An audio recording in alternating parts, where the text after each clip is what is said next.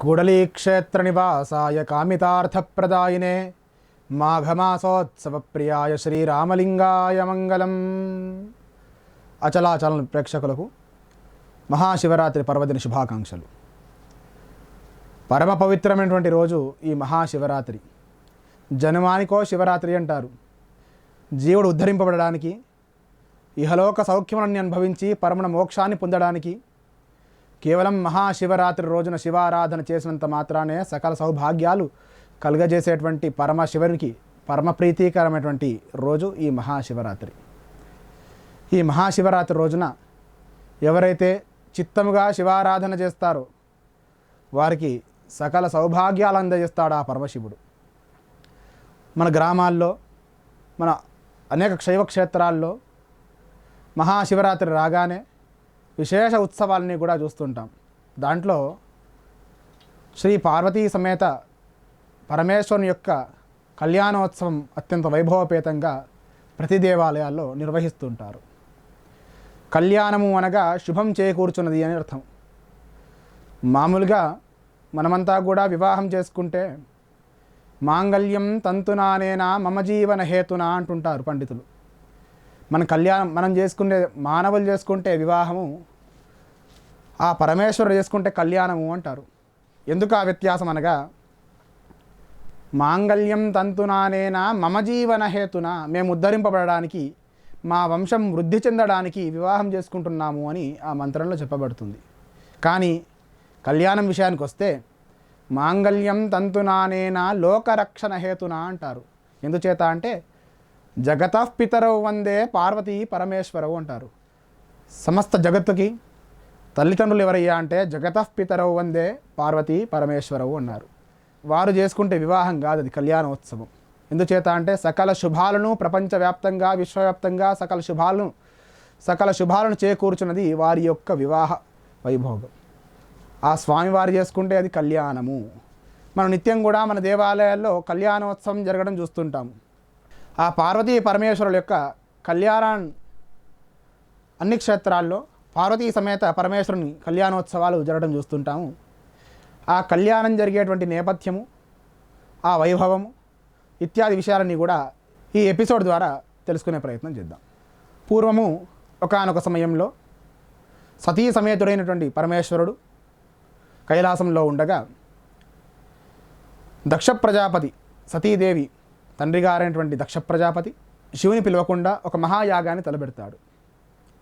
అప్పుడు ఆ పరమశివుడు సతీ అమ్మవారిని తన తండ్రి గారు తలపెట్టినటువంటి దక్ష మహాయాగానికి వెళ్ళమని చెప్పగా, తాను ఇష్టం లేకనే తల్లిగారింటికి వెళ్ళాలనేటువంటి కొంత ఇష్టంతో భరతని పిలవలేదు అనేటువంటి ఆ ఇష్టంతో ఆ దక్షయాగానికి వెళ్తుంది. అక్కడ వెళ్ళిన తర్వాత సమస్త దేవతాగణాలు కూడా, సమస్త భూతములన్నీ కూడా ఆ యాగానికి ఆ దక్ష ప్రజాపతి పిలువగా వాళ్ళంతా కూడా అక్కడ వచ్చి ఉంటారు. అక్కడ ఆ ఈశ్వరుడు లేనటువంటి యాగం కాబట్టి ఆ యాగానికి అనీశ్వర యాగంగా అందరు వ్యాఖ్యానిస్తుంటారు. ఆ పరమేశ్వరుడు లేకపోవడం, పరమేశ్వరుణ్ణి హేళన చేసి మాట్లాడడం, ఇలాంటి విషయాలన్నీ కూడా చూసి జీర్ణించుకోలేనటువంటి సతీ అమ్మవారు అక్కడే అంతర్ధానం అవుతుంది. ఆ విషయం తెలుసుకున్నటువంటి ఆ పరమశివుడు చాలా బాధపడి తాపసిగా మారి కైలాస పర్వతంలో కూర్చొని తపస్సు చేస్తూ ఉంటాడు, లోకాలని ఉద్ధరిస్తుంటాడు. అటువంటి సందర్భంలో సృష్టి, స్థితి, లయ, తిరోధార అనుగ్రహ కారకుడైనటువంటి ఆ పరమేశ్వరుడు ఆ కైలాస పర్వతంలో ధ్యానముద్రలో కూర్చొని లోకానంతా ఉద్ధరింపజేస్తాడు. బ్రహ్మాది దేవతలంతా కూడా ఆ పరమేశ్వరుడు దర్శనమిత్తమై ఆ మహర్షులంతా కూడా ఆ కైలాస పర్వతం చేరుకొని, స్వామి మీరు కళ్యాణం చేసుకోవాలి అనేటువంటి భావనతో వారు నమస్కరిస్తారు. ఎందుచేత అనగా, ఇంతకుముందు అంతర్ధానమైనటువంటి సతీ అమ్మవారు ఈ జన్మలో పర్వతరాజు పుత్రిక వలె జన్మనెత్తుంది. అందుకే పర్వతరాజు పుత్రి కాబట్టి ఆమెకి పార్వతీదేవిగా పిలువబడుతుంది. అంతేకాకుండా హిమగిరి తనయే హేమలతే అన్నారు. హిమవంతుని పుత్రిక కాబట్టి హేమలత అన్నారు అమ్మవారిని. ఆ పర్వతరాజు పుత్రి అయినటువంటి ఆ పార్వతీదేవిని స్వామి మనువాడితే, కళ్యాణం చేసుకుంటే ఈ ప్రపంచమంతా కూడా, ఈ సృష్టి అంతా కూడా సుభిక్షంగా మారుతుందని చెప్పేసి భావనతో వారంతా కూడా వెళ్ళి ప్రార్థిస్తుంటారు.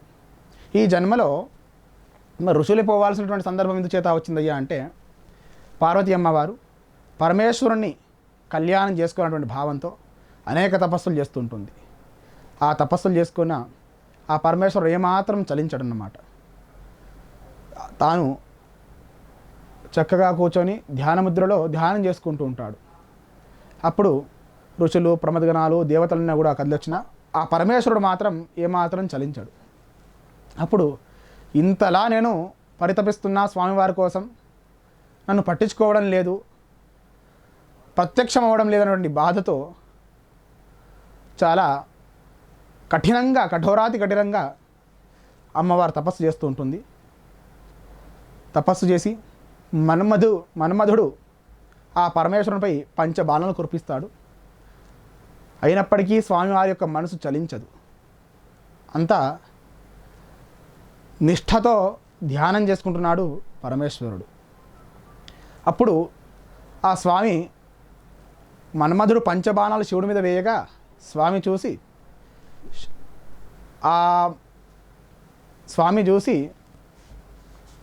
ఆ మన్మధుని భస్మం చేస్తాడు. తన మూడో కన్ను తెరవగానే ఆ మనుడు అక్కడే భస్మం అయిపోతాడు. అప్పుడు అమ్మవారు ఇంకా బాధపడుతుంది. మన్మధుడు బాణాలు కురిపించినా లొంగలేదే, ఈ జన్మకు స్వామివారి అనుగ్రహం నాకు కలుగుతుందా అని చెప్పేసి చాలా బాధపడుతుంటుంది. అప్పుడు ఇంద్రాది దేవతలంతా కలిసి దీనికి మనమంతా కదిలి కైలాస పర్వతానికి వెళ్ళి స్వామిని వేడుకుందామనేటువంటి భావనతో అక్కడికి వెళ్ళి, స్వామి మీరు తాపసిగా మారిపోయారు, ధ్యానం చేస్తున్నారు, మీరు కళ్యాణం చేసుకుంటే ప్రపంచమంతా కూడా సుభిక్షంగా మారుతుంది, కాబట్టి మీకు కళ్యాణం చేసుకోవాలి స్వామి అని ప్రార్థిస్తుంటారు. అప్పుడు సప్త మహర్షులు అరుంధతితో సహా అందరు వెళ్ళి స్వామిని ప్రార్థింపగా స్వామి కళ్యాణం చేసుకోవడానికి సిద్ధపడతాడు.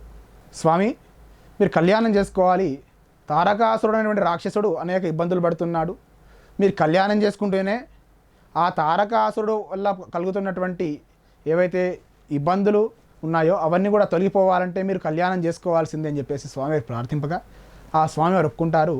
అప్పుడు సప్త మహర్షులంతా కూడా కలిసి అరుంధతితో సహా స్వామివారి దగ్గర నమస్కారం చేసి చక్కగా ఈ జన్మలో స్వామివారికి ఎవరైతే తగినటువంటి వధువో అనేటువంటి భావనతో అమ్మవారిని వెతుకుంటూ చక్కగా హిమవత్ పర్వతం చేరుకుంటారు.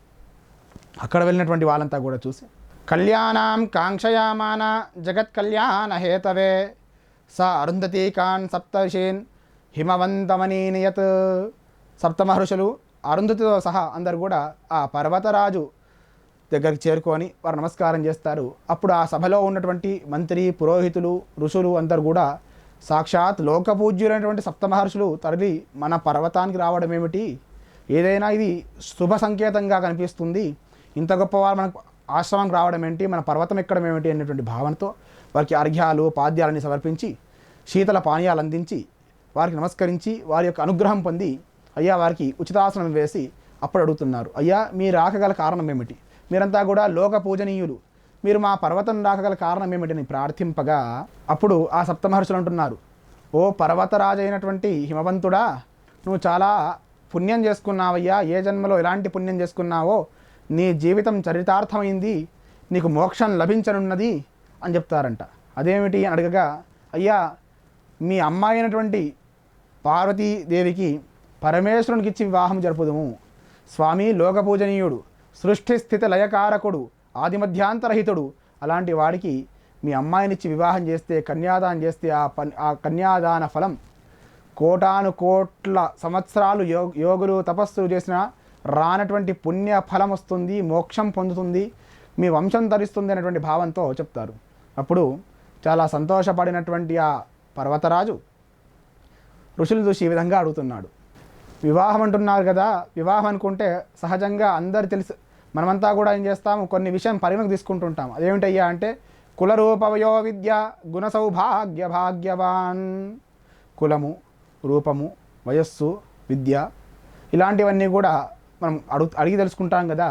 మరి పరమేశ్వరుని విషయానికి వచ్చేసరికి కులం, ఏ కులము, రూపం ఎటువంటిది, ఎలాంటి శాస్త్రాలు అధ్యయనం చేసుకొని ఉన్నాడు, వయసు ఎట్టిది, ఇటువంటి విషయాలని కూడా ఇలాంటి విషయాలని కూడా చర్చించుకోవాలనేటువంటి భావంతో ఆ హిమవంతుడు అడుగుతున్నాడు, కులరూప వయో విద్య గుణ సౌభాగ్య భాగ్యవాన్ జామాత భవితం యోగ్య కన్యాదాన మహోత్సవే. సహజంగా వివాహం అనుకుంటే మనం ఇవన్నీ కూడా పరిగణలోకి తీసుకోవాలి కదా. ఏమిటి? కులరూప వయో విద్య, కులము, రూపము, వయస్సు, విద్య, వరువుకు ఉన్నటువంటి గుణములు, యోగ్యుడైనటువంటి వాడా కాదా, ఎలాంటి శాస్త్రాలు అధ్యయనం చేసుకుని ఉన్నాడు, ఎలాంటి విద్యలో ప్రావీణ్యత సంపాదించి ఉన్నాడు, ఇలాంటి విషయాలను కూడా మనము సహజంగా పరిగణిస్తుంటాం కదా స్వామి. మరి ఇట్టి విషయాలని కూడా తెలియగోరుచున్నాము అని చెప్పేసి ఆ హిమవంతుడు ఆ ఋషులతో అంటాడంట. ఏమని? కన్యా వరయతే రూపం మాతా విత్తం పితాశ్రుతం బాంధవా కులమిచ్చంతి మృష్టాన్నమితరే జనా. కేవలం కులము, రూపము, వయస్సు, విద్యతో కాకుండా ఆ వివాహం చేసుకున్నటువంటి అమ్మాయి కూడా ఒకటి కోరుకుంటుందంట. ఏమిటి? కన్యా వరయతే రూపం. ఆ వచ్చేటువంటి వరుడు చక్కగా సౌందర్యంగా ఉన్నాడా లేడా, రూపం చక్కగా ఉందా లేదా అనేటువంటి విషయం, ఆ రూపాన్ని కోరుకుంటుంది కదా ఆ అమ్మాయి. మరి ఆ పరమేశ్వరుని రూపం ఏ విధంగా ఉంది అని అడుగుతారంట. అప్పుడు ఆ సప్తమహర్షులు చెప్తుంటారు, హాలాహల నల వినీల కలంకకంఠ జ్వాలావలిలోచన ఫాలభాగ అలోల భీకర భుజంగ భూషితాంగ చేలేయమాన గజచర్మధరో గిరీశ. మరి కన్య రూపాన్ని కోరుకుంటుంది కదా, మరి స్వామివారి యొక్క అందం, సౌందర్యం ఏ విధంగా ఉంది అంటే ఆ సప్తమహర్షులు చెప్తున్నారంట. ఏమని? హాలాహల నల వినీల కలంక కంఠ జ్వాలావనిలోచన ఫాలభాగ. స్వామి అందం గురించి వర్ణించమంటే చెప్తుంటాం కదా, మరి రూపం గురించి వర్ణించమంటే ఏం చెప్తున్నారంట సప్తమహర్షులు? స్వామి రూపం విధంగా ఉంది, కంఠం చూస్తే నల్లగా మాడిపోయి ఉందంట, పైన నుదురు చూస్తే మధ్యలో పాలభాగంలో కన్ను ఉందంట, మూడవ కన్ను, బేసి కన్ను. స్వామి మెడ చుట్టూ ఏమున్నాయి, ఆభరణాలు ఉన్నాయా అంటే సర్పములు ఉన్నాయంట, ఆదిశేషు, వాసుకి లాంటి సర్పములు ఉన్నాయంట. మరి ఇంత అంత వికారంగా ఉన్నాడే, మరి పరమేశ్వరుని ఏ విధంగా ఇచ్చేది అనుకుంటాడంట ఆ హిమవత్ రాజు. ఎందుచేత అంటే సహజంగా ఊహించండి, ఎవరైనా కంఠం నల్లగా మాడిపోయి ఉంటే, మూడో కన్ను బేసిగా ఉండుంటే, ఆ పరమేశ్వరుడు కాబట్టి మన మాంసనేత్రానికి కనిపించేటువంటి ఒక అవతారం ఇంకోలా ఉంటే, స్వామి మనం తపోశక్తి చేత స్వామికి మనస్ఫూర్తిగా ఆరాధన చేస్తే కనిపించేటువంటి రూపం ఇంకోటి. కానీ మన మాంసనేత్రంతో మనకు కనిపించేటువంటి రూపం మీరు ఎవరికైనా ఊహించుకోండి, మూడో నేత్రం కలిగి కంఠం నల్లగా ఉంటే ఎంత వికారంగా ఉంటుందో. మరి అటువంటి వాడికి అమ్మాయి ఏ విధంగా ఇచ్చేది అని చెప్పేసి ఆ హిమవంతుడు అనుకుంటాడంట మనసులో. అనుకొని, అయ్యా మీరే చెప్తున్నారు, హాలాహల నల వినీల కలంక కంఠ, నల్లగా మాడిపోయినటువంటి కంఠం ఉందంటున్నారు కదా, ఆ మూడో కన్నుందంటున్నారు కదా, మరి అటువంటికి ఆ రూపం గొప్పదని ఏ విధంగా చెప్తున్నారు, ఆ రూపం సౌందర్యమైనదని ఏ విధంగా వర్ణిస్తున్నారు స్వామి, మీరు లోక పూజనీయులు కదా మీరు, మరి ఏ విధంగా చెప్తున్నారు అంటున్నారు. ఏమైనా సహజంగా 100 అబద్ధాలైనా ఒక పెళ్లి చేయాలంటారు కదా, కానీ ఇక్కడ ఉన్నటువంటి సప్తమహర్షులు ఒక్క అబద్ధం కూడా ఆడట్లేదు. ఎందుచేత అంటే 100 అబద్ధాలు ఆడి ఒక పెళ్లి చేయాలంటారు, 1000 అబద్ధాలు ఆడి ఒక కళ్యాణం చేసినా తప్పులేదు. ఎందుచేత అంటే ప్రపంచమంతా కూడా ఉద్ధరింపబడుతుంది. కానీ ఇక్కడ ఉన్నటువంటి సప్తమహర్షులు ఒకటి మాత్రం కూడా అబద్ధం చెప్పకుండా ఆ పరమేశ్వరుని యొక్క వైభవాన్ని, ఆ స్వామివారి యొక్క తత్వాన్ని, స్వామివారి యొక్క రూపాన్ని ఉన్నది ఉన్నట్టుగా వివరింపజేసి ఆ హిమవంతునికి విశేషంగా చెప్తున్నారంట. అప్పుడు ఆ సప్తమహర్షులు చెప్తున్నారు, ఏమని? స్వామి మాంసనేత్రంతో కనిపించేటువంటి ఆ మోహులకు కనిపించేటువంటి రూపం అటువంటిది, కానీ స్వామి రూపం అటువంటిది కాదు. మరి స్వామి రూపం ఎటువంటిదయ్యా అంటే, మహర్షి స్త్రీ మనోహరి దివ్యమంగళ విగ్రహ మహాదేవో మహారూపో మహామన్మథ మన్మద. మన్మధుడు సైతం మోహించేటువంటి రూపం స్వామివారిదయ్యా. చాలా అద్భుతమైన దివ్య సౌందర్యమైనటువంటి విగ్రహం స్వామివారిది, అంత చక్కని రూపం స్వామివారిది. మన్మధుడే మోహిస్తున్నాడట స్వామి పరమేశ్వరుని అవతారం చేసి, అంత అందగాడయ్యా పరమేశ్వరుడు అని చెప్తున్నారంట. అక్కడికి బాగానే ఉంది. మరి ఆ మధ్యలో కంఠానికి ఆ వాసుకి ఆభరణాలుగా వాసుకి ఆదిశేషు వేసుకొని ఉన్నారు కదా, మరి మా అమ్మాయి చూసుకొని పక్కనే కూర్చుంటే పరమేశ్వరుడు చుట్టూ పాములు, మెడ చుట్టూ పాములు ఉంటే అమ్మాయి భయపడదా? మరి ఆ తల్లో చూస్తేనేమో చంద్రవంక, చూస్తే విచిత్రంగా మీరేమో మాంసనేత్రంతో చూసేటువంటి రూపం ఇంకోటి, తత్వం తెలుసుకున్నటువంటి వాడు చూసే రూపం ఇంకోటి అని చెప్తున్నారు. కానీ బాగానే ఉంది. కానీ ఆ మెడలో పాములు ఏమిటయ్యా? ఎవరైనా ఆభరణాలు చేయించే వాళ్ళేరా ఇంతమంది భక్తులున్నారు పరమేశ్వరునికి? మరి ఆ పాములు వేసుకోవడం కూడా దేనికి సంకేతము? మరి ఆ విధంగా ఎందుకున్నారు అని అడుగుతున్నారంట. అయ్యా సాక్షాత్ పరమశివుడు వేసుకునేటువంటి ఆభరణాలు ఇచ్చే వాళ్ళేక కాదు, కానీ ఉత్తమ జాతి సర్పములైనటువంటి వాసుకి ఆదిశేషువుల్ని తను కీర్తిని కలగజేయడానికి, వారి భక్తికి మెచ్చి తనపై స్థానాన్ని కలగజేశాడు స్వామి అని చెప్పారట. అంతే తప్ప భక్తులు ఎవరు కూడా ఆభరణాలు ఇవ్వలేక కాదు, స్వామివారు వేసుకోలేక కాదు అని చెప్పగా, కన్యా వరయతే రూపం గురించి అడిగితే ఉన్నటువంటి బేసికన్ను, తల్లో ఉన్నటువంటి పెద్ద జటాజూటము, రక్తమూడుతున్నటువంటి ఏనుగు చర్మం కట్టుకొని ఉన్నాడు. ఆ విధంగా కంఠంలో ఆభరణాలు బదులు సర్పం ధరించి ఉన్నాడు. అయినా మహర్షులు చెప్పినటువంటి విషయానికి సరే, మాంసనేత్రం కనిపించి ఇదేనేమో తత్వం తెలిసినటువంటి వాడికి ఇంకో రూపం ఏదైనా ఉందేమన్నటువంటి భావనతో వాళ్ళు ఒప్పుకొని కన్యా వరయతే రూపం అక్కడ సరిపోయింది. మాతా విత్తం కని కన్యాదానం చేసేటువంటి తల్లి ఏమనుకుంటుందంట అంటే తన అమ్మాయిని ధనవంతుడైనటువంటి ఇంటికి ఇద్దామనుకుంటుందంట. మాతా విత్తం అంటే ధనం. మరి దీని విషయం ఏమిటి? రూపం అడిగారు, ఏదో రూపం చెప్పారు, సరే మేము కూడా ఏదో ఒప్పుకున్నట్టు చేసుకున్నాము. కానీ విత్తం గురించి కూడా చెప్పాలి కదా. స్వామివారి ఉండేది ఎక్కడ, నివాసం ఎక్కడ ఉంటారు, వారి ఇల్లు ఏ విధంగా ఉంది, ఏం సంపాదిస్తారు, స్వామివారి యొక్క ఆస్తి పాస్తులు ఏమిటి, ఇవన్నీ సహజంగా లౌకికంగా మనం జరుపుకున్నటువంటి ప్రతి విషయంలో, ప్రతి వివాహంలో తప్పకుండా వచ్చేటువంటి, ప్రధానంగా తప్పకుండా మొట్టమొదటి వచ్చేటువంటి విషయం ఇది. మనం అడుగుతుంటాం కదా. అట్లా మరి పరమేశ్వరుని యొక్క ఆస్తులు ఏమిటి, పరమేశ్వరుడు ఏం సంపాదించి ఉన్నాడు అడుగుతున్నారంట. అలా అడుగుతూ హిమవంతుడు అంటున్నాడు, దిగంబరో బ్రహ్మ కపాలధారి త్రిలోక భిక్షాటన సంవిహారీ విభూతి రుద్రాక్ష భుజంగహారి శ్మశాల భూశైల తటప్రచారీ. మరి ఎవరైనా చక్కటి ఐశ్వర్యాన్ని కోరుకుంటారు కదా. ఏ తల్లైనా తన అమ్మాయికి చక్కటి ఐశ్వర్యవంతమైనటువంటి ఇంట్లో ఇద్దాం అనుకుంటుంది కదా. మరి బ్రహ్మ కపాలను పట్టుకొని ఆ శ్మశానంలో తిరుగుతూ ఉంటాడే, పరమేశ్వరుని ఇల్లు ఎక్కడుంది, స్వామివారు ఎక్కడుంటారు, మా అమ్మాయిని ఇస్తే ఎక్కడ తీసుకుపోయి ఉంచుతారు స్వామివారు, వారు ఎక్కడ కాపురం చేసేది అనేటువంటి భావంతో అడుగుతుంటాడంట ఆ హిమవంతుడు. దిగంబరంగా ఉండి ఆ రక్తమూడుతున్నటువంటి ఏరుగు చర్మం ధరించి బ్రహ్మకపాలం చేతబట్టి భిక్షాటం చేస్తూ ఉంటాడు, శ్మశానంలో నివసిస్తూ ఉంటాడు. మరి స్వామి యొక్క నివాసం ఎటువంటిది, ఎక్కడుంటారు అని అడగగా అప్పుడు సప్తమహర్షులు చెప్తున్నారు, భావుకో భార్గవీనాథ సేవకో నిధినాయక సువర్ణశైలకోదండ రజతాచల మందిర. స్వామి అఖండ ఐశ్వర్యం కలిగి ప్రపంచంలో ఉన్నటువంటి సకల ధనములకి అధిపతి అయినటువంటి ఆ కుబేరుడే పరమశివుని పాదాల చెంత స్వామి యొక్క సేవ దొరుకుతుంది అనేటువంటి భావంతో పడి ఉంటాడు. స్వామి శ్రీ మహావిష్ణు స్వామి సేవిస్తూ ఉంటాడు. సువర్ణశైల కోదండ రజతాచల మందిర, ఆ కైలాస పర్వతమంతా స్వామివారి యొక్క నివాసమే. స్వామి ఆయనకి లేదంటూ లేదు. స్వామి అఖండ ఐశ్వర్య ప్రాప్తి కలిగజేసేవాడైనే. కుబేరుని సైతం ధనమిచ్చేటువంటి వాడు పరమేశ్వరుడే. మహేశ్వర్యుడు పరమేశ్వరుడు అన్నారంట. ఐశ్వర్యం ఈశ్వరాదిచ్చేదంటారు. ఐశ్వర్యాన్ని కలుగజేసేవాడు ఎవడయ్యా అంటే ఈశ్వరుడు అంట. ఆ ఈశ్వరుడయ్యా ఈ పరమేశ్వరుడు. కుబేరుని సైతం ధనాన్ని కలుగజేసేవాడే పరమేశ్వరుడయ్యా, ఆయన డబ్బుకు లోటేమిటి స్వామి అని చెప్పగా మరి బాగానే ఉంది. కన్యా వరయతే రూపం మాతా విత్తం, రెండు విషయాలు చెప్పుకున్నాం. రూపం విషయం తెలుసుకున్నాం.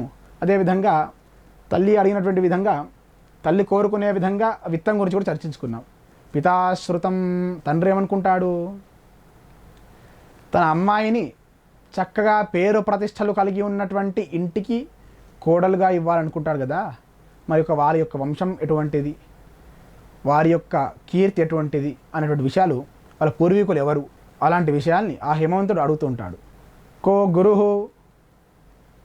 క్వ సహధ్యాయే క్వ విద్యాభ్యాస మందిర ఎత్ర ఎత్ర ప్రవీణత ఏ గ్రంథ సమభ్యస్త అని అడుగుతారంట. గురువు ఎవరి దగ్గర శిష్యరికం చేసి విద్య నేర్చుకున్నాడు. సహధ్యాయులు ఎవరు, ఎందుచేత అంటే మనతో పాటు తిరిగేటువంటి వారిని దృష్టిలో పెట్టుకొని వారి యొక్క వ్యక్తిత్వాన్ని కొంతవరకు మనం అంచనా వేస్తుంటాం. ఎవరితో ఉంటాడు, ఎవరితో ఖాళీ సమయాల్లో కాలక్షేపం చేస్తుంటాడు, వారి గణాలు ఎటువంటివి. కాబట్టి సహధ్యాయులు ఎవరితో కలిసి వేదాధ్యయనం చేశాడు, ఎలాంటి శాస్త్రాలు నేర్చుకున్నాడు, గురువులు ఎవరు, అదేవిధంగా ఎలాంటి శాస్త్రాల్లో ప్రావీణ్యత సంపాదించి ఉన్నాడు, ఇలాంటి గ్రంథాలు నేర్చుకొని ఉన్నాడు అని అడగగా ఆ సప్తమహర్షులు అంటున్నారు, వేదాశ్వో వేదనిశ్వాస వేదాంతానామగోచర వాణీశ సంసేవ్య శబ్ద బ్రహ్మ మహేశ్వర. స్వామి మానవుడు పుట్టగానే శ్వాస తీసుకోవడం వదిలిపెట్టడం చేస్తుంటాడు. తల్లి గర్భంలో పడగానే ఈ ప్రక్రియ మొదలవుతుంది. అప్పటి నుంచే ఆ ప్రాణం మన శరీరంలో వస్తుంది. శరీరం ఉంది, శరీరం నిలబడి ఉంది అని చెప్పడానికి సంకేతం ఏమిటయ్యా అంటే ఉశ్వాస నిశ్వాస. మన ప్రమేయం లేకుండానే అది సాధారణంగా ప్రతి ఒక్కరు చేసేటువంటి ప్రక్రియ ఉశ్వాస నిశ్వాసములు. ఏదో ప్రతిరోజు లేచి అరగంట పాటు ఉశ్వాస నిశ్వాసాలు తీయాలి, అయితేనే మనం బ్రతుకుతాము, అయితేనే ఈ ప్రాణం నిలబడుతుందని ఎవరు చూడరు. మనం ఏ పనిలో ఉన్నా మన ప్రమేయం లేకుండానే ఉశ్వాస నిశ్వాసాలు జరుగుతుంటుంది. అంటే అతి సాధారణంగా అతి సులభమైనటువంటి పని.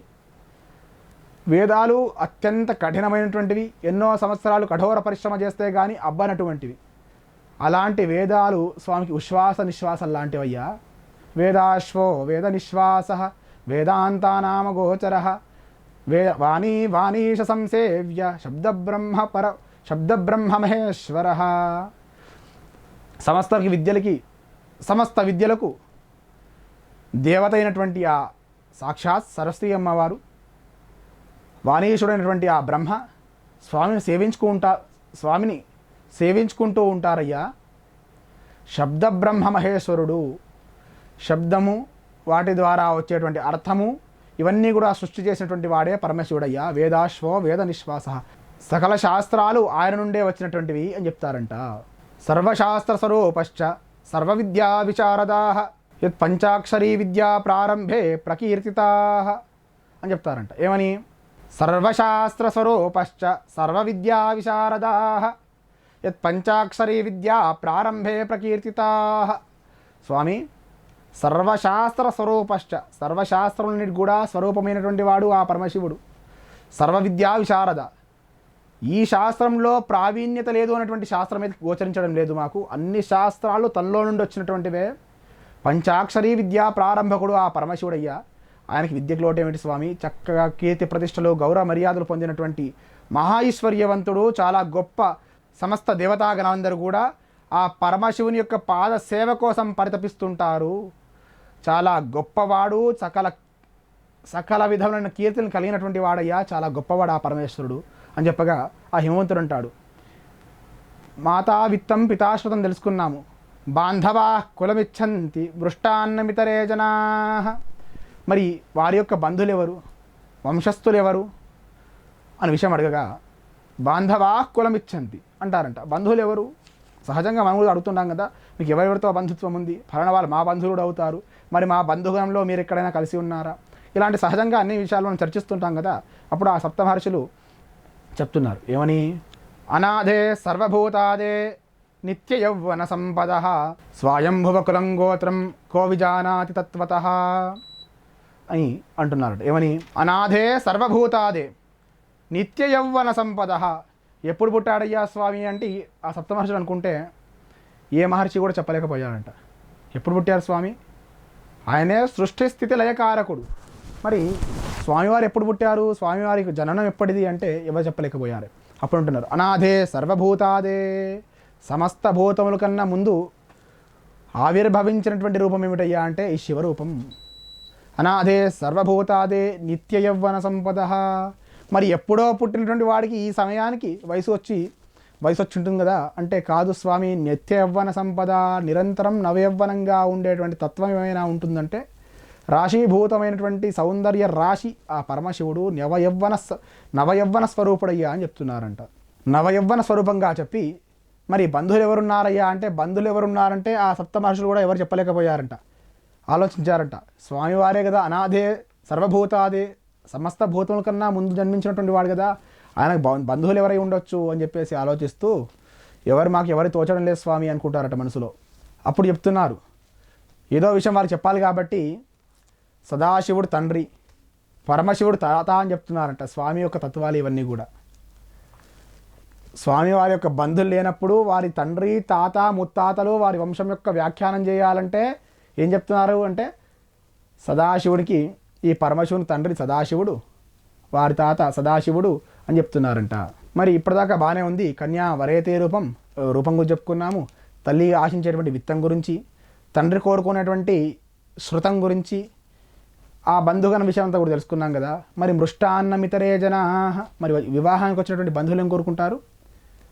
మరి భోజనం పెట్టాలి కదా, మరి భోజనం ఏం పెడతారో వచ్చినటువంటి వాళ్ళకి చూస్తేనేమో స్వామి అశలం గరళం ఫనీకలాపో, స్వామి తీసుకున్నటువంటి ఆహారం ఏమిటి, ఏదైనా మన దగ్గర ఉన్నది మనం నలుగురికి పంచి పెడుతుంటాం.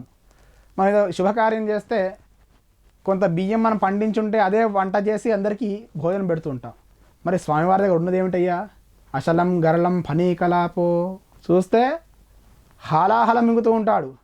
స్వామి ఆ హాలాహలం మాకు పెడితే, వివాహంగా వచ్చినటువంటి వారికి పెడితే ఎవరైనా బ్రతికి బట్టగడతారా, మరి ఏం పెడతారు స్వామి, మాకు భోజనాల విషయం ఎటువంటిది అని అడగగా అప్పుడు అంటారంట, కోటయో కామధేనూనాం కోటయో కల్పభూర్హం. స్వామి పరమేశ్వరుని దగ్గర భోజనానికి లోటు లేదు, సాక్షాత్ అన్నపూర్ణేశ్వరి అమ్మవారే ఆయన చెంత ఉంటుంది. అటువంటి ఆ పరమేశ్వరునికి భోజనానికి లోటేంటి స్వామి, ఆయన దగ్గర కోట్లాది కోట్ల కామధేనులు ఉన్నాయి.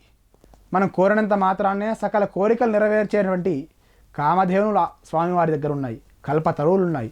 ఆయనకి ధనానికి లోటేముంది స్వామి, ఆయన కావాల్సినటువంటి ఆహారాన్ని కూడా సమకూర్చేటువంటి సామర్థ్యం కలిగినటువంటి వాడు, ప్రపంచానంతా కూడా తాను భిక్ష వేసేటువంటి తత్వం కలిగినటువంటి వాడు ఆ పరమశివుడు స్వామి. దానికి మీకు ఎటువంటి సందేహం అక్కర్లేదు అని చెప్తారంట. అయ్యా ఇవన్నీ బాగానే ఉన్నాయి, మరి స్వామి భిక్షగాడనుకుని విన్నాం కదా, స్వామి చేసేటువంటి పని ఏమిటి, ఏం చేస్తుంటాడు స్వామి, నిరంతరం తపస్సు చేస్తూనే ఉంటాడా, మన అమ్మాయిని ఇవ్వాలంటే అబ్బాయి యొక్క లక్షణంతో పాటు ఏం చేస్తాడు అనే విషయం అడుగుతుంటాం కదా.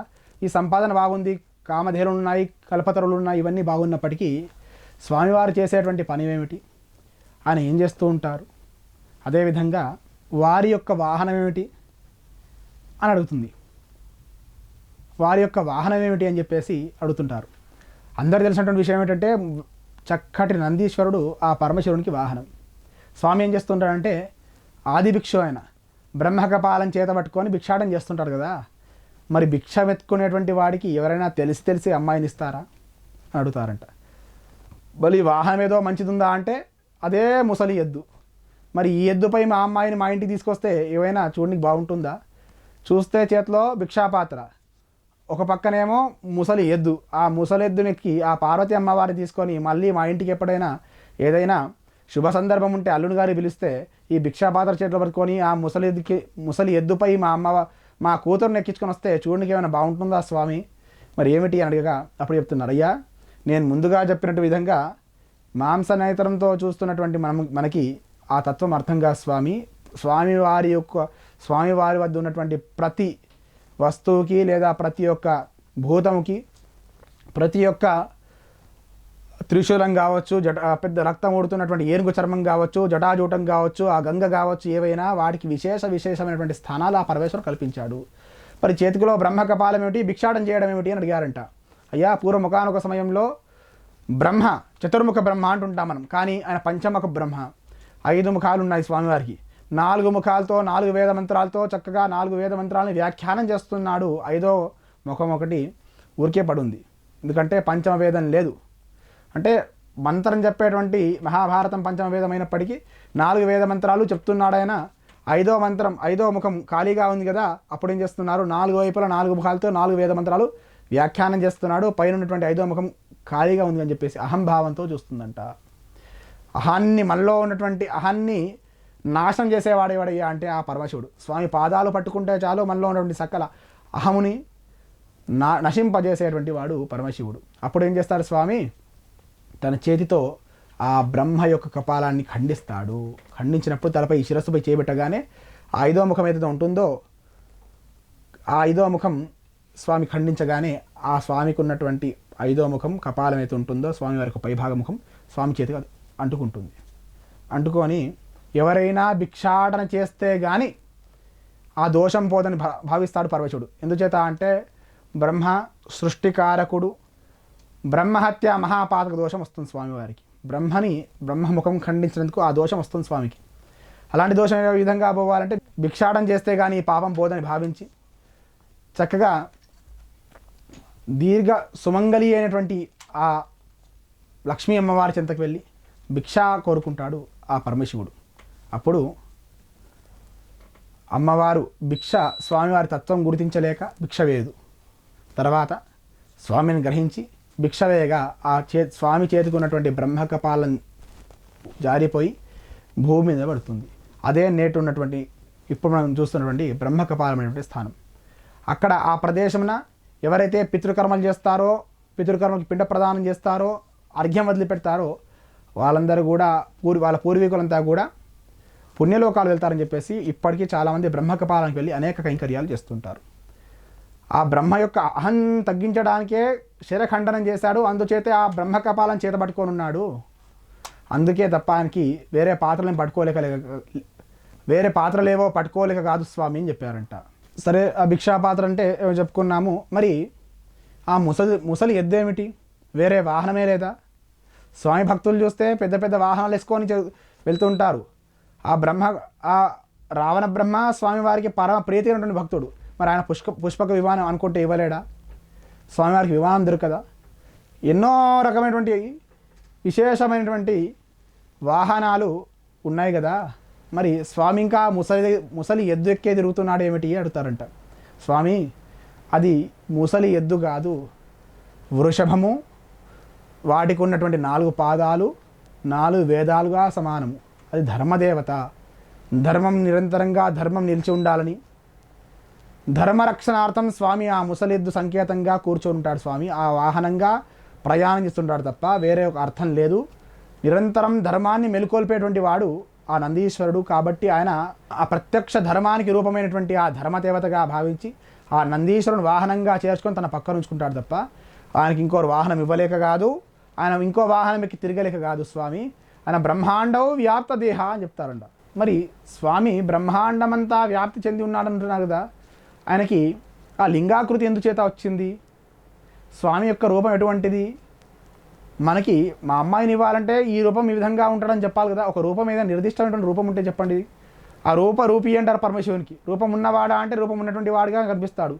రూపం లేనివాడా అని భావన చేస్తే రూపం లేనివాడు విధంగా లింగ రూపం దాల్చి కనిపిస్తుంటాడు. మరి అమ్మవారికి లింగ రూపంలో ఉన్నటువంటి పరమేశ్వరుని చేస్తే ఏం బాగుంటుంది? మా అమ్మాయికి ఏ విధంగా ఇవ్వగలుగుతాం మేము? కళ్ళు, ముక్కు, పాలభాగము, చక్కటి పెదాలు, కండ్లు, చెవులు, చేతులు, కాళ్ళు కలిగి ఉండాలి కదా. మరి స్వామి లింగ రూపంలో ఉంటే ఏ విధంగా ఇచ్చి వివాహం చేసేది అంటే అప్పుడు చెప్తారంట సప్తమహర్షులు. స్వామి దీనికి ఒక విశేషమైనటువంటి గాథ ఉంది. స్వామి లింగ రూపం దాల్చడానికి ఉన్నటువంటి ప్రాశస్తాన్ని వివరిస్తామని చెప్పేసి ఆ సప్తమహర్షులంతా కూడా చెప్తున్నారట. ఏమని? పూర్వం ఒకానొక సమయంలో బ్రహ్మ విష్ణువులకి మధ్య ఒక పోరు వస్తుంది. వారిలో ఎవరు గొప్ప అనేటువంటి భావనతో వారిద్దరు కూడా చర్చించుకుంటుంటారు. ఆ సమయంలో ఏదైనా సహజంగా ఇద్దరికి ఒక రకమైనటువంటి చర్చ వస్తే ఎవరి దగ్గర తెచ్చుకోవాలంటే మూడో వ్యక్తి ఎవరు కావాలి. అప్పుడు ఈ బ్రహ్మ విష్ణుమూర్తులు ఇద్దరు కలిసి చక్కగా పరమశివుని దగ్గరికి వెళ్ళి, స్వామి మాకో సందేహం కలిగింది, మా ఇరువురిలో ఎవరు గొప్ప అనేటువంటి సంకల్పం, ఆ భావన, ఆ ప్రశ్న మాలో తెలెత్తింది. మరి మా ఇద్దరిలో ఎవరు గొప్ప స్వామి మీరే చెప్పాలి అని చెప్తారంట. పరమశివుడు ఎవరిని ఇబ్బంది పెట్టకుండా ఎవరైతే నా ఆదియు అంతమంతా కూడా చూసి వస్తారో వారే గొప్పవారని చెప్తారంట. అప్పుడు ఇదేం కర్మ, ఇదేం చిన్న పనే కదా అని చెప్పేసి చక్కగా హంసవాహనం వేసుకొని చక్కగా బ్రహ్మ పైలోకాలు వెళ్తుంటాడంట. భూలోక, భువర్లోక, సువర్లోక, మహర్లోక, జనోలోక, తపోలోక, సత్యలోకాలు వెళ్తుంటాడు. ఈ విష్ణుమూర్తి అతల, వితల, సుతల, తలాతల, రసాతల, మహాతల, పాతాలోకాలని ఈ 14 లోకాల కింద ఈ 7 లోకాలు వెళ్తుంటాడు అనమాట. ఎక్కడ వెళ్ళినా ఆ అంతము కనిపించదు, ఆ బ్రహ్మకి ఆదియు కనిపించదు. అదేమిటా ప్రయాణం చేస్తూనే ఉంటారు, లోకాలు దాడుతూనే ఉంటారు. భూలోకం పోయింది, భువర్లోకం పోయింది, సువర్లోకం పోయింది, మహర్లోకం పోయింది, జనోలోకం పోయింది, తపోలోకం పోయింది, సత్యలోకం వచ్చినా ఆ అంతకు మించే స్వామి ఉన్నాడు, అంతకు మించే వ్యాప్తి చెంది ఉన్నాడు. విష్ణుమూర్తి అతల, వితల, సుతల, తలాతల, రసాతల, మహాతల, పాతాళలోకాలు వెళ్ళినప్పటికీ ఆ రూపం ఇంకా కనిపిస్తూనే ఉంది. అదేమిటి ఆశ్చర్యపోతారు, స్వామి నా వల్ల చూడడం కాదని చెప్పేసి బ్రహ్మ ఏమనుకుంటాడు, చక్కగా ఆ స్వామివారి పైనుండి పూజ చేసినటువంటి మొగలిపోరు కింద పడుతుంటుంది. దానికి చూసి మీరు ఎక్కడి నుంచి వచ్చారు అంటే స్వామి శిరస్సుపై పూజ చేశారు, నాకు శిరస్సుపై వేసి పూజ చేశారు కదా, అది జారి కింద పడ్డా అని చెప్పగా దాన్ని పట్టుకొని నేను మీ స్వామి శిరస్సు అంటే స్వామివారి పై భాగం కదా, మరి స్వామి ఆది నేను చూసినట్టుగా మీరు సాక్ష్యం చెప్పాలి పరమశివునికి అనే భావంతో ఆ మొగలి పువ్వుని, అట్లాగే ఆ స్వామివారి యొక్క వాహనమైనటువంటి ఆ నందీశ్వరుని, ఆ గోవుని పట్టుకొని స్వామి మొగలి పువ్వు సాక్ష్యం చెప్తుంది, దానికి మీరు బలపరచాలని చెప్తారంట. చెప్పగా చక్కగా అప్పుడు అలసిపోయినటువంటి ఆ శ్రీ మహావిష్ణువు బ్రహ్మ ఇద్దరు కూడా ఆ పరమశివుని వద్దకు వెళ్తారు. స్వామి నీ ఆద్యాంతం మేము చూడజాలము అని చెప్పి మహావిష్ణువు అంటాడు. అప్పుడు బ్రహ్మ అనుకుంటాడు, ఓహో శ్రీ మహావిష్ణువు ఏ విధంగా చూడలేడు కాబట్టి నేను చూస్తున్నాను. స్వామి మీ ఆద్యాంతం నేను చూస్తున్నాను, దయచేసి మీరు నేను చెప్పినటువంటి విషయాన్ని వినాలి. ఆ మొగలి పువ్వుని అడగండి మీపై ఉన్నటువంటిది, మీ వాహనం అడగండి నందీశ్వరుని వృషభాన్ని, మీ అంతము చూస్తున్నాను నేను అని అంటాడట. అప్పుడు ఆ సాక్ష్యం అడగగా ఆ మొగలి పువ్వు అవును అని సమాధానం చెప్తుందంట. కానీ ఆ వృషభం ఏం చేస్తుంది? ధర్మదేవత కదా, బ్రహ్మ సృష్టికారకుడు, తన మాటని తీసేసేటువంటి ఆలోచన లేదు, వారికి ఇబ్బంది పెట్టేటువంటి ఆలోచన లేదు, బ్రహ్మ కదా అనేటువంటి భావనతో అవును స్వామి బ్రహ్మ మిమ్మల్ని చూశాడు, మీ ఆది చూశాడు, అంతం చూశాడని చెప్పుకు తలోపుతూ స్వామికి సంకేతంగా స్వామికి అర్థం కావాలనేటువంటి భావనతో తోకొప్పుతుందంట ఆ ధర్మదేవత. అంటే నేను చెప్పేటటువంటి విషయం దాంట్లో అబద్ధం దాగుంది అని చెప్తుందంట. ఆ సూచికగా తోకొప్పడం జరుగుతుంది. అప్పుడు ఆ పరమశివుడు ఉగ్రరూపం దాల్చి శపిస్తాడు. ఏమని? మొగలి పువ్వు పూజకి అర్హత లేనటువంటిది, వృషభానికి ధర్మదేవత అయి బ్రహ్మ చెప్పినందుకు గాను అబద్ధం ఆడినందుకు నీ శిరస్సు భాగానికి, ఎందుకంటే తలకాయ వైపు చెప్తుంది కదా, ఆ శిరభాగానికి పూజ చేసుకున్నటువంటి అర్హత లేదు. పృష్ఠభాగంతో ఏదైతే తోకతో నువ్వు నిజం చెప్పావో ఆ పృష్ఠభాగానికి పూజ చేయాలి. మరి అబద్ధమాడినటువంటి బ్రహ్మకి దేవాలయంలో పూజలు అందుకున్నటువంటి అర్హత లేదని చెప్పేసి స్వామి ఆనాడే క్షపిస్తాడు. అందుచేతనే బ్రహ్మకి దేవాలయంలో పూజలు కనిపించవు, మొగలి పూజకి అర్హత కాదు. వృషభానికి చూసినా, నందికి చూసినా, గోవుకి చూసినా మనం పృష్ఠభాగాన్ని స్పర్శించి నమస్కారం చేస్తుంటాము. ఆ బ్రహ్మకి విష్ణుకి ఇద్దరికి వచ్చినటువంటి సమస్యకి ఎవరు గొప్ప అనేటువంటి భావనకి వచ్చినటువంటి విషయాన్ని, వాళ్ళలో ఉన్నటువంటి ఎవరు గొప్ప అనేటువంటి విషయంలో వాళ్ళకి ప్రశ్న వచ్చిందో ఆ ప్రశ్నని సమాధానపరచడానికి ఆయన లింగాకృతి పొందున్నాడు. లింగాకృతి అంటే చక్కగా మనం చెప్పుకున్నాం 14 లోకాలు, భూలోక, భువర్లోక, సువర్లోక, మహర్లోక, జనోలోక, తపోలోకములని, అతల, వితల, సుతల, తలాతల, రసాతల, మహాతల, పాతాల లోకాలని, ఇవన్నీ కూడా 14 లోకాలు. వీటన్నింటి కలిస్తే బ్రహ్మాండము అంటుంటాం. బ్రహ్మాండంతా కూడా లింగాకారం ఉంటుంది. స్వామి ఎంతలా వ్యాప్తి చెందాడంటే బ్రహ్మాండ వ్యాప్త దేహ, బ్రహ్మాండమంతా కూడా వ్యాప్తి చెందున్నాడు స్వామి. ఆ బ్రహ్మకి విష్ణుకి మధ్యలో వచ్చినటువంటి వైరాన్ని తెంపడానికే, వారిని సమాధానపరచడానికి ఆ లింగాకారం ధరించాడు తప్ప ఆయన రూపం ఉన్నవాడంటే రూపం ఉన్నటువంటి వాడే చక్కగా కూర్చొని, అందుకే లింగ రూపం ధరించాడు తప్ప ఆయనకు రూపం లేనటువంటి వాడు కాదు స్వామి. ఆయన రూపం ఉన్నటువంటి వాడు. చక్కగా స్వామి నవయవ్వన స్వరూపం స్వామి. కాబట్టి మీరు ఏమాత్రం సంశయం లేకుండా కన్యాదానం చేయొచ్చు, చక్కటి కీర్తిని మీరు పొందవచ్చు, మోక్షాన్ని పొందవచ్చు అని చెప్పేసి సప్తమహర్షులు చెప్తున్నారు. సరే, వాహనం అంటే ఏదో చెప్పారు బాగానే ఉంది. కానీ తెలిసి ఎవరైనా సవతి పోరున్నటువంటి వారికి వివాహం ఇచ్చి జరిపిస్తారా? ఏ తల్లి ఒప్పుకోదు, ఏ తండ్రి ఒప్పుకోడు. మరి అక్కడ ఉన్నటువంటి వాళ్ళు చెప్పగా హేమవంతుడు అడుగుతున్నాడు, మరి గంగ ఎవరు? స్వామి యొక్క జటాజూటంలో కలిగి ఉంది కదా, సవతి పోరు ఉంటుందా మా అమ్మాయికి అడగగా ఆ స్వామి మహర్షులు చెప్తున్నారట. ఏమని? స్వామి పూర్వం ఒకనొక దాంట్లో కూడా ఒక విశేషమైనటువంటి అర్థం దాగుంది, దానికి కూడా విశేషమైన సందర్భం ఉంది. స్వామి ఏది ఊరికే చేయడు అని చెప్పి అప్పుడు చెప్తున్నారు. ఏమని? స్వామి పూర్వం భగీరథుడు వారి పూర్వీకులకి ఉత్తమ గతులు లభించాలని అనేక ప్రయత్నాలు చేసి, ఆ పూర్వీకులు ఎక్కడైతే భస్మమై ఉన్నారో ఆ ప్రదేశంలో గంగాజలం ప్రవహిస్తే లేదా గంగాజలం పడితే వాళ్ళంతా కూడా ఉత్తమ గతులు పొందుతారనేటువంటి భావనతో చాలా కఠోర తపస్సు చేస్తాడు. అప్పుడు గంగా అమ్మవారు ప్రత్యక్షమై, నేను రావడానికి ఎటువంటి ఇబ్బంది లేదు, కానీ నా ప్రవాహాన్ని భూమి ఆపజాలదు, ఆ ప్రవాహం తట్టుకోక భూమి కూడా పాతాళలోకం వెళ్ళిపోయినా ఆశ్చర్యపోనక్కర్లేదు, కాబట్టి నా ప్రవాహాన్ని ఆపగల శక్తి ఎవరైనా ఉంటే వారిని ప్రార్థిస్తే అప్పుడు నేను ప్రవాహంగా భూమికి చేరుకుంటాను, మీరు మీ పూర్వీకులు ఎక్కడైతే భస్వం అయి ఉన్నారో ఆ ప్రదేశంలో నేను ప్రవహిస్తా అని చెప్పేసి అమ్మవారు ఆ భగీరథునికి మాటిస్తుంది. అప్పుడు ఏం చేయాలో తోచక ఆ భగీరథుడు మళ్ళీ కార్యసాధక దీక్షతో ఆ కంకణబద్ధుడై ఉన్నాడు కాబట్టి కఠోర తపస్సు చేస్తాడు పరమశివుడి కోసం. అప్పుడు పరమశివుడు అనుకుంటాడు, ఇంత కఠినంగా తపస్సు చేస్తారు కదా ఆ బోలాశంకరుడు, ఓహో గంగే కదా, ఆ ప్రవాహాన్ని నేను ఆపజాలని చెప్పేసి చెప్పగా మళ్ళీ కఠోర తపస్సు చేసి అమ్మవారిని వేడుకుంటాడు. ఎవరిని? గంగా అమ్మవారిని వేడుకోగా అప్పుడు ఆ ఆకాశంబున నుండి శంభుని శిరం బంధుండి సీతాద్రి అన్నట్టుగా ఆకాశం నుండి పడుతున్నటువంటి ఆ గంగా ప్రవాహం ఏతుంటుందో పరమేశ్వరుడు పెద్ద జటాజూటంతో తన జటాజూటం వదిలిపెట్టేసి ఆ గంగాని బంధించి ఎంత అయితే గంగా ప్రవాహం ఆపగల శక్తి ఉందో అంత మటుకే చిన్న చిన్న చుక్కలుగా వచ్చే విధంగా ఒక ధార వదిలిపెడతాడు. ఆ ధార ఈ భగీరథుడు వాళ్ళ పూర్వీకులు ఎక్కడైతే భస్వం పొంది ఉన్నారో, భస్వమై ఉన్నారో ఆ ప్రదేశంలో ప్రవహింపగా అవన్నీ కూడా వారందరికి కూడా పుణ్యలోకాలు వస్తాయి. అందుచేతనే స్వామి గంగా అమ్మవారి శిరస్సులో పెట్టుకున్నాడు. గంగా అమ్మవారు వదిలిపేస్తే మీరు ఉండరు, నేను ఉండదు, సమస్త చరాచర సృష్టి అంతా కూడా పాతాళంకి వెళ్ళిపోతుంది స్వామి. అందుచేత తప్ప ఆయన సవతిపోరు కాదు. స్వామి ఏం చేసినా దానికో అంతరార్థం ఉంటుంది, విశేషార్థం ఉంటుంది. కాబట్టి స్వామి మీరు ఆ సవతిపోరు ఏమాత్రం ఉండదు, మీ అమ్మాయికి చక్కగా ఎటువంటి సందేహం లేకుండా మీరు కన్యాదానం చేయవచ్చు అని చెప్తారంట. మరి పరమశివుడు శ్మశానంలో ఉండడం ఏమిటి, ఆ విభూతిని ధరించడం ఏంటి, అందులో చితాభస్వము కాలిపోయినటువంటి శవాల యొక్క భస్వం తీసుకొని పూసుకోవడం ఏమిటి స్వామి? మరి ఎవరైనా ఆ ఉగ్రరూపం చూసుకొని భయపడరా?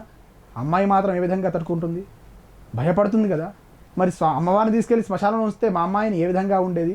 రజతాచలంలో ఉంటారా వాళ్ళు, హిమగిరి పర్వతంలో ఉంటారా, లేదా శ్మశానం తీసుకెళ్తారా మీ అబ్బాయి అని అడగగా, అయ్యా ఏదో పని లేక ఊరికే కాలక్షేపానికి ఆయన అక్కడికి వెళ్ళి ఆనంద తాడవం చేయట్లేదు.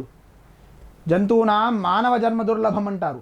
అనేక జన్మలలో చేసినటువంటి కర్మలు, దాంట్లో దుష్కర్మలు నశించి సత్కర్మలు పక్వానికి వచ్చి, ఆ పక్వానికి వస్తే కానీ వచ్చేటువంటి జన్మ మానవ జన్మ. ఈ జన్మ పొందినందుకు పునరపి జననం పునరపి మరణం పునరపి జనని జఠరే శయనం ఇహ సంసారే ఖలు దుస్తారు. ఈ జనన మరణ చక్రం నుంచి బయటపడేటువంటి ప్రయత్నం చేసుకోవాలి. కానీ మళ్ళీ పుట్టడం, మళ్ళీ కర్మలు చేయడం, ఆ కర్మల్లో దుష్కర్మల యొక్క సంఖ్య అధికంగా ఉండడం, అది అనుభవించడానికి వివిధ రూపమైనటువంటి శరీరాన్ని పొంది ఉండడం, మళ్ళీ తల్లి గర్భంలో పడడం, మళ్ళీ పుట్టడం, మళ్ళీ చావడం, మళ్ళీ పుట్టడం, మళ్ళీ చావడం, ఇలా చేసుకుంటూ ఉంటూ ఒకానొక సమయంలో మానవ జన్మ లభిస్తే మోక్ష సాధన చేయాలి. మళ్ళీ పుట్టడానికి అవసరం లేనటువంటి జన్మ రాహిత్యం పొందాలి. అందుకే ఈ మానవ జన్మ మనకు వస్తుంది. కానీ ఎప్పుడైతే పేగుబంధం దిగుతుందో, ఈ భూమిపై ఈ శిశువు పడతాడో, అప్పుడే ఆ పూర్వజన్మ వాసనల్ని పోయి ఈ భూమి మీద ఎందుకు వచ్చాము అనేటువంటి వచ్చినటువంటి విషయాన్ని మర్చిపోయి ఇహలోక సౌఖ్యాన్ని అనుభవించేటువంటి కాంక్షతో, మోసములు, ఆశతో అనేక పాపాలు చేస్తూ ఉంటారు. అటువంటి వాడు ఎప్పుడైతే శరీరాన్ని వదిలిపెడతాడో వారిని తీసుకెళ్ళి ఆ శ్మశానంలో వదిలిపెట్టి నిప్పంటించి, పున్నమి నరకం నుంచి కాపాడే కొడుకు కూడా అక్కడ నిప్పంటించగానే వెంటనే ఇంటికి వెళ్ళిపోతుంటారు. అప్పుడు ఆ జీవుడు దాంట్లో నుంచి బయటికి వచ్చి ఆ శరీరం నుంచి పరితపిస్తుంటాడు. నేను, నాది, నావాడు అనేటువంటి భావనతో ఎన్నో వీరికి సంపాదించి పెట్టడానికి, వీరిపై మోహం చూపించి, ప్రేమాభిమానం చూపించి ఎన్నో పాపములు, ఎన్నో దుష్కర్మలు చేశాను కదా. ఇప్పుడు నాకు సద్గతులు పొందాలంటే నన్ను వదిలిపెట్టేసిపోతున్నారే, నాకు మళ్ళీ ఎలాంటి కర్మలు వస్తాయో, ఎలాంటి నరకాన్ని అనుభవిస్తానో, ఎలాంటి రౌరవాది నరకాన్ని అనుభవిస్తానో, మళ్ళీ ఏ జన్మ పొందుతానో, మళ్ళీ నాకు మోక్షం వచ్చేది ఎప్పుడు అనేటువంటి ఆయన స్ఫురణకు వస్తుంది. నేను మానవ జన్మ పొందినందుకు మోక్షం పొందడానికి, మరి అదొకటే వదిలిపెట్టి మిగతా కార్యక్రమాలను చేసి మోక్షానికి కారకమైనటువంటి ఈ పాంచభౌతికమైన శరీరం, మానవ శరీరం లభిస్తే దాన్ని నేను వినియోగించకుండా వీరి కోసం నా కష్టమంతా కూడా, నా కాలంతా కూడా వృధా చేసుకొని మోసము, ఆశ, అత్యాశ ఇటువంటి అన్ని కూడా పెట్టుకొని భగవన్నామస్మరణ చేయకపోయాను. కలవు స్మరణాత్ముక్తి, కలియుగంలో స్మరణ చేసినంత మాత్రాన్ని ముక్తి లభిస్తుంది కదా, అది కూడా మర్చిపోయి నాది నాది నావాడు అన్నది ఏది లేకుండా పోయిందే, నాది అన్నటువంటి వాళ్ళందరూ కూడా నన్ను వదిలిపెట్టిపోతున్నారు కదా, మరి నేను వీళ్ళ కోసం సమయాన్ని కూడా వృధా చేశాను కదా, ఇప్పుడు నా పరిస్థితి ఏమిటి అని చెప్పేసి చాలా దుఃఖిస్తున్నటువంటి ఆ జీవుని చూసి నేనున్నాను అని ధైర్యం చెప్పడానికి ఆనంద తాండవం చేస్తాడయ్యా. అందుకే స్వామి కైలాసంలో వదిలిపెట్టేసి, ఆ రజతాచలం వదిలిపెట్టి శ్మశానంలో వచ్చి నివాసం ఉంటాడు. అందుకే అక్కడ ఆనంద తాండవం చేస్తాడు నటరాజమూర్తిగా,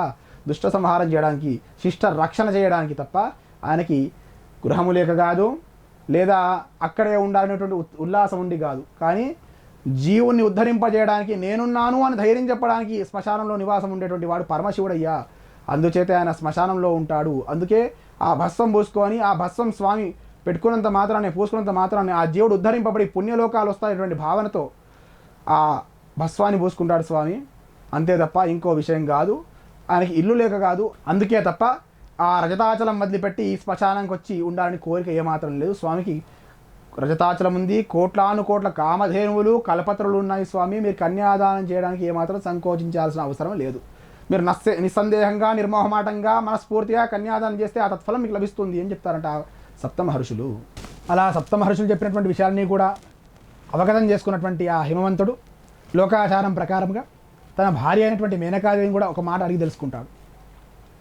సహజంగా మన పురుషుడు ఎలాంటి నిర్ణయాలు తీసుకున్నా వివాహకాలంలో అందరూ ప్రమాణం చేస్తాము, ధర్మేచ అర్థేచ కామేచ మోక్షేచ నాచరితవ్య నాదిచరామి అని. ధర్మం ఎందు కానీ చేసేటువంటి ఏ పనైనా సరే ధర్మపత్ని చెప్పి చేస్తే ఆ ఫలితం ద్విగుణీకృతం అవుతుందంట. మరి చేసేటువంటి అమ్మాయి కన్యాదానం కాబట్టి ఆ లోకాచారం ప్రకారంగా హిమవంతుడు కూడా ఆ మేనకాదేవికి చెప్పేసి ఆ వివాహానికి వాళ్ళు చక్కగా ఒప్పుకోవడం జరుగుతుంది. అప్పుడు పార్వతి అమ్మవారు చాలా సంతోషపడుతుంది. పరమేశ్వరుని యొక్క అనుగ్రహం నాకు కలిగింది అనే భావంతో చాలా సంతోషపడి సిగ్గుపడుతుంటుంది అమ్మవారు. అందరూ కూడా పార్వతీ కళ్యాణం చూడడానికి సమస్త సృష్టిలో చరాచర సృష్టిలో ఉన్నటువంటి సకల జీవులంతా కూడా ఉల్లాసంగా ఉంటాయంట. స్వామి యొక్క దివ్య కళ్యాణోత్సవాన్ని చూడాలి అనేటువంటి భావనతో అందరూ కూడా ఆ కైలాస పర్వతం తరలి వస్తుంటారంట. ఎవరెవరు వస్తారు? అప్పుడు హిమవంతుడు వాళ్ళ బంధువులందరినీ కూడా పిలుస్తాడు. శివుని వైపు బంధువులు ఎవరు ఉన్నారయ్యా అంటే దిగంబరులు, నంది, భృంగి, శివుడు. అప్పుడు ఆ సప్త మహర్షితో సహా ఉన్నటువంటి అరుంధతి అమ్మవారు కూడా చాలా సంతోషపడతారు. అమ్మవారి ముఖంలో సిగ్గు చూసి ఆ కళ్యాణం చేసుకున్నటువంటి వైభోగం సంతరించుకుంటున్న భావంతో అందరూ కూడా ఆ కళ్యాణోత్సవానికి ఏర్పాట్లు చేసుకుంటుంటారు. అప్పుడు సహజంగా ఏం చేస్తాం, మనం అంతా కూడా బంధుగా అని పిలుస్తుంటాం. అప్పుడు ఆ పర్వతరాజు కదా, ఆయనకు బంధువులు ఎవరు ఉంటారు? ఆ చిన్న చిన్న పర్వతాలు, కొండలు, వాళ్ళందరికీ కూడా పిలుస్తాడు. హిమాద్రి పర్వతం, మందార పర్వతం, ఇలాంటి ఎన్నో అనేక పర్వతాలని ఆయన పిలుస్తూ ఉంటాడు. ఆ పర్వతాలకి పుత్రికలు ఎవరయ్యా అంటే వాటి నుంచి ప్రవహించేటువంటి నదులు, వారి అమ్మాయిలు అనేటువంటి నదులని గంగా, యమున, సరస్వతి ఇలాంటి నదులన్నీ కూడా వస్తుంటాయి. మరి ఆ నదులకి భర్తలు ఎవరయ్యా అంటే నర్మదానాం సాగరోగతి అంటాం కదా. ఎంత పెద్ద నర్మదైనా సాగరంలో కలవాల్సిందే, ఎంత పెద్ద నదైనా సముద్రంలో కలవాల్సిందే. కాబట్టి ఆ పర్వతంకి, ఆ పర్వతరాజుకి అల్లుళ్ళైనటువంటి ఆ సముద్రాన్ని కూడా ఆ కళ్యాణోత్సవానికి పిలుస్తున్నారంట. మరి శివుని తరపున ఎవరు ఉంటారయ్యా అంటే శివుని తరపున ఉన్నటువంటి దిగంబరులు, భూతగణాలు, ప్రమదగణాలు, నంది, శృంగి, భృంగి, జయ విజయులు వీళ్ళంతా కూడా స్వామి పరివారంగా అందరూ కూడా కైలాస పర్వతానికి తరలి వేస్తుంటారంట. ఏ విధంగా పోతున్నాడు స్వామి? రక్తమూడుతున్నటువంటి ఏనుగు చర్మం ధరించి, పెద్ద జటాజూటంలో ఉన్నటువంటి అమ్మవారు, చేతిలో త్రిశూలం, ఆ ముసలి ఎద్దు. సహజంగా పెళ్లి కుమారుడు అంటే ఏ విధంగా పోవాలి, దానికి భిన్నంగా వెళ్తున్నాడంట ఆ పరమేశ్వరుడు. అలా వాళ్ళంతా కూడా కైలాస పర్వతం చేరుకుంటారు. అప్పుడు అమ్మవారు కన్యాదానం చేసేటువంటి సమయంలో వచ్చింది. ఆ వివాహ వేడుకపై బ్రహ్మగారు కూర్చొని ఉంటారు ఆ కర్తలను నిర్వహించడానికి. వచ్చేటువంటి వారికి బంధువులందరూ కూడా అతిథి మర్యాదలు చేయడానికి దేవతాగణంతా కూడా సిద్ధంగా ఉంటారు. వచ్చినటువంటి బంధుగణానికి ఆదరించి గౌరవింపడానికి ఆ గుమ్మంలో ఎక్కడైతే కైలాస పర్వతం ఉంటుందో అక్కడే నందీశ్వరుడు సిద్ధంగా ఉంటాడు. వచ్చినటువంటి బంధువులందరూ కూడా శీతల పాలు అందజేయడానికి గంగా, యమున, నర్మదా లాంటి సరస్వతులు ఎంత పుణ్యదులు వారి యొక్క జలాన్ని వారికి నీటిగా అందిస్తూ ఉంటారు. వారంతా కూడా సేవ చేసుకుంటూ ఉంటారు ఆ నదులన్నీ కూడా. అట్లాగే అగ్ని ఆహారంగా ఆ పర్వతంలో లభించేటువంటి పండ్లు, ఫలాలు అన్ని ఇత్యాదులన్నీ కూడా అవన్నీ స్వామి ఆహారం కోసం అగ్ని నియమింపబడతారు. అగ్ని ముఖంగా ఇవన్నీ కూడా ఏవైతే వారికి ప్రసాదం ఏవైతే ఇవ్వబడుతుందో అవన్నీ కూడా అగ్ని చూసుకుంటుంటాడు. ఆ వంట వ్యవస్థ అంతా కూడా ఆ దివ్య కళ్యాణోత్సవాన్ని వీక్షించడానికి సమస్త భూతగణాలు, ప్రమదగణాలు, ఆ దేవతగణాలంతా కూడా ఆ కైలాస పర్వతం చేరుకుంటున్నారు. వచ్చేటువంటి బంధుగణాన్ని ఆదరించి గౌరవింపడానికి సృష్టిలో ఉన్నటువంటి సమస్త భూతములు, దేవతాగణాలు, ప్రమదగణాలు, సమస్త జీవరాశులంతా కూడా పార్వతీ కళ్యాణ వైభవాన్ని చూడడానికి అందరూ కూడా కైలాస పర్వతం చేరుకుంటున్నారు. అక్కడ ఆయా దేవతలకి కొన్ని అధికారాలు నియమింపబడ్డాయి పరమేశ్వరుని చేత. ఏమని? వచ్చినటువంటి బంధుగణాన్ని అతిథి మర్యాదలు చేయడానికి నందీశ్వరుడు, శృంగి, భృంగి, వచ్చినటువంటి బంధువులకి శీతల పానీయాలు, ఉష్ణోదకాలు, శీతోదకాలు ఇవ్వడానికి గంగా, యమున, నర్మదా లాంటి పుణ్య నదులను, కళ్యాణోత్సవానికి సంబంధించి వస్తు సంబరాలని కూడా సమకూర్చడానికి ఇంద్రుడు, కుబేరుడు, వంట పదార్థాలన్నీ కూడా చేయడానికి అగ్ని, అది వడ్డించడానికి సప్తమాతృకలు, ఇటువంటి వాళ్ళంతా కూడా స్వామి కళ్యాణంలో సేవ చేసుకుంటూ ఉంటున్నారట. అలాగా సకల దేవతాగణాలంతా కూడా పరమేశ్వరుని యొక్క కళ్యాణంలో సేవ చేసి తరిద్దాము, మోక్షాన్ని పొందుదాము, ఈ పుణ్యరాశిని పొందుదాము అనేటువంటి భావనతో అందరూ కూడా సేవ చేసుకుంటున్నారు. బ్రహ్మ తానే బ్రహ్మస్థానంలో కూర్చొని పార్వతీ పరమేశ్వరుని యొక్క దివ్య కళ్యాణోత్సవాన్ని జరిపిస్తున్నారంట. ఇలాంటి పార్వతీ కళ్యాణం ప్రతి దేవాలయంలో శివరాత్రి రోజున మహావైభవంగా శాస్త్రీయంగా జరగడం మనం చూస్తుంటాము. ఎవరైతే మహాశివరాత్రి రోజున లింగోద్భవం జరిగినటువంటి రోజున మనలో ఉన్నటువంటి అహాన్ని నశింపజేయడానికి స్వామి లింగోద్భవంగా రూపం దాల్చాడు. ఆ స్వామిని అభిషేకించి ఈ కళ్యాణోత్సవ ఘట్టం వీక్షించినంత మాత్రాన్నే, ఈ కళ్యాణోత్సవ ఘట్టాన్ని చూసినంత మాత్రాన్నే సకల సౌభాగ్యాలు కలుగుతాయి. స్త్రీలకి దీర్ఘకాల సౌమంగళ్యాన్ని కలిగజేస్తాడు ఆ పరమేశ్వరుడు. ఇంకో కథ కూడా చెప్పుకోవాలి ఇక్కడ. హాలాహలం వచ్చినప్పుడు దేవదానవుల మధ్య ఒక రకమైనటువంటి గొడవ వచ్చినప్పుడు వాళ్ళంతా కూడా ఆది కూర్మంపై ఆ మందార పర్వతం పెట్టి క్షీరసాగర మదనం చేస్తుంటారు. ఈ మహాశివరాత్రి రోజున ఎవరైతే పార్వతీ రామలింగేశ్వర స్వామి, పార్వతీ పరమేశ్వరుల యొక్క దివ్య కళ్యాణోత్సవాన్ని చూస్తారో, వీక్షిస్తారో అటువంటి వారికి ఆయుష్ పెరుగుతుంది. స్త్రీలకి దీర్ఘ సౌమంగళ్య యోగం ఆ అమ్మవారు ప్రసాదిస్తుంది, ఆ ఆది పరాశక్తి. దీనికి ఒక విశేషమైనటువంటి కథ కూడా చెప్పుకోవాలి మనం. పురాణంలో ఉంది. పూర్వము దేవదానవుల మధ్య యుద్ధం సంభవించినప్పుడు అమృతం కొరకు ఆరాటపడుతూ వాళ్ళంతా కూడా క్షీరసాగర మదనం చేసినటువంటి విషయం అందరూ తెలిసిందే. ముందుగా అమృతం కన్నా ముందుగా హాలాహలం వస్తుంది. ఆ హాలాహలము తీసుకోవడానికి ఎవరు కూడా ఇష్టపడ్డరు. అమృతం కోసం పరితపించింది రాక్షసులు, ఇటు దేవతలు. కానీ హాలాహలం రాగా వారిద్దరు కూడా తీసుకోకుండా దాన్ని అట్లాగే వదిలిపెడితే ఈ సృష్టి అంతా కూడా, ఈ చరాచర సృష్టి అంతా కూడా నాశనం అయిపోతుందని చెప్పేసి ఆ భయంతో ఎవరిని కోరుకోవాలని అర్థం కాక ఇంద్రాదేవతలంతా కూడా పరమేశ్వరుని చెంతకు వెళ్ళి ప్రార్థింపగా స్వామి ఆ హాలాహారాన్ని మింగాడు. అప్పుడు అమ్మవారు కూడా మీరు ఈ హాలాహారాన్ని మింగుతా అంటే వద్దని లేదంట. ఎందుచేత అంటే ఆమెకు ఉన్నటువంటి దీర్ఘ సౌమంగల్యత్వం అటువంటిది. కాబట్టి హాలాహలం మింగినా స్వామికి ఎటువంటి హాని కలగదన్నటువంటి భావంతో ఏ భార్య అయినా తన భర్తకి హాలాహలం మింగమని చెప్పదు, విషం దాగమని చెప్పదు. కానీ అమ్మవారిని చెప్పి స్వామి హాలాహలం తీసుకుంటాడు ఆ బోలాశంకరుడు లోకరక్షణ కొరకు. కాబట్టి మనం అనేక కర్మలు చేస్తుంటారు. మృత్యు దోషాలన్నీ కూడా పోయి దీర్ఘ సౌమంగళ్యాన్ని ఈ కళ్యాణం చూసినంత మాత్రాన్నే స్వామి అందరికీ అమ్మవారు ప్రసాదిస్తుంది. కాబట్టి విధిగా మహాశివరాత్రి రోజున జరిగేటువంటి మీ సమీప దేవాలయంలో జరిగేటువంటి కళ్యాణోత్సవానికి వెళ్ళి చక్కగా అయితే యథాశక్తిగా స్వామి సేవ చేసుకోవడం, లేని పక్షాన కూర్చొని స్వామిని చూసి ఆ కళ్యాణోత్సవ ఘట్టాన్ని, ఆ బ్రాహ్మణులు చెప్పేటువంటి వేద మంత్రాలను విన్నంత మాత్రాన్నే కోట్ల జన్మలు ఎత్తినా చేసుకున్నటువంటి పుణ్యం జీవితానికి ఒక శివరాత్రి అంటారు కదా, ఈ శివరాత్రి రోజు కళ్యాణోత్సవం చూసినంత మాత్రాన్ని దీర్ఘ సౌమంగళ్య యోగాన్ని అమ్మవారు జగతఃపితరో వందే పార్వతీ పరమేశ్వరుడు అన్నాడు. ఆ పార్వతీ పరమేశ్వరుడు మీ అందరూ కూడా అలాంటి పుణ్యఫలాన్ని, ఆయుష్ ఆరోగ్యంగా ఉండేటట్టుగా వాళ్ళు ప్రసాదిస్తారు. మన వంశం ఉద్ధరింపబడుతుంది, సకల సౌభాగ్యాలు ఉంటాయి మనకి. కాబట్టి తప్పకుండా మనస్ఫూర్తిగా స్వామివారికి అభిషేకము, ఈ కళ్యాణోత్సవం చూద్దాము, తరిద్దాము. లోకా సమస్త సుఖినో భవంతు. శుభం.